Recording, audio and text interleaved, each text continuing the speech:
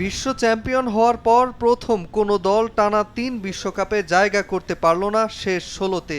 হুলিয়ন নাগলসম্যানের অধীনে পঞ্চম শিরোপা জয়ের লক্ষ্যে বেশ দাপুটে পারফরম্যান্স করে এগোচ্ছিল জার্মানি। হঠাৎই ছন্দপতনে গ্রুপ পর্বে ইকুয়েডরের সাথে হার, আর নকআউটে প্যারাগুয়ের কাছে ট্রাইবেকারে হেরে বিশ্বকাপ থেকে বিদায় হয় ডি ম্যানশাফটরা। বোস্টন স্টেডিয়ামে এই হারকে জার্মান ফুটবল ইতিহাসে চূড়ান্ত পতন হিসেবে দেখছেন বিশ্লেষকরা। নাগলসম্যানও অকপটে স্বীকার করেছেন, জার্মানি এখন আর ফুটবলের পরাশক্তি নয়।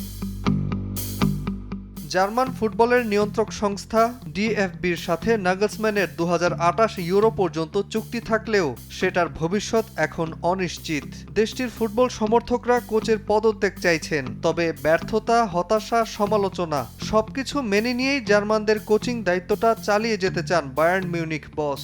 এদিকে জোর গুঞ্জন আছে, লিভারপুলের সাবেক কোচ ইউর্গেন ক্লপ হতে যাচ্ছেন জার্মানির নতুন কোচ। প্রাথমিক আলোচনাও নাকি এরই মধ্যে শেষ হয়েছে। এ নিয়ে অবশ্য আনুষ্ঠানিকভাবে কিছু জানায়নি ডিএফবি। এদিকে অনেকে ভেবেই নিয়েছেন এবারের টুর্নামেন্টের নিশ্চিত ফেভারিট নেদারল্যান্ডস নিজেদের প্রথম বিশ্বকাপ জিততে চলেছে। তবে মরক্কোর বিপক্ষে ট্রাইবেকারে হেরে বিশ্বকাপ থেকে বিদায় নেয় ডাচরা।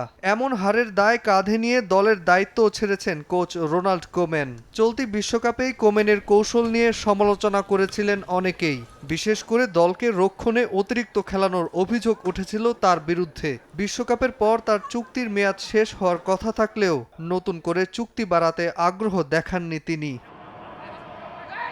২০২৬ বিশ্বকাপে এ নিয়ে দায়িত্ব ছাড়লেন ৬ কোচ। তালিকার সবশেষ সংযোজন ইকুয়েডরের Argentine coach Sebastian Beccacece. Round of 32-এ মেক্সিকোর কাছে হেরে ইকুয়েডরের বিদায়ের কয়েক ঘন্টার মাথায় পদত্যাগ করলেন তিনি। গ্রুপ পর্বের ধাক্কা সামলাতে না পেরে বিদায় নেয় তিউনিশিয়ার কোচ সাব্রি লামুসি। একই ভাগ্য বরণ করে দক্ষিণ কোরিয়ার ডাগআউট ছেড়েছেন হং ইয়ুং বো এবং স্কটল্যান্ডের coach Steve Clark. Nazmul Hasan Pulak, Somoy সংবাদ।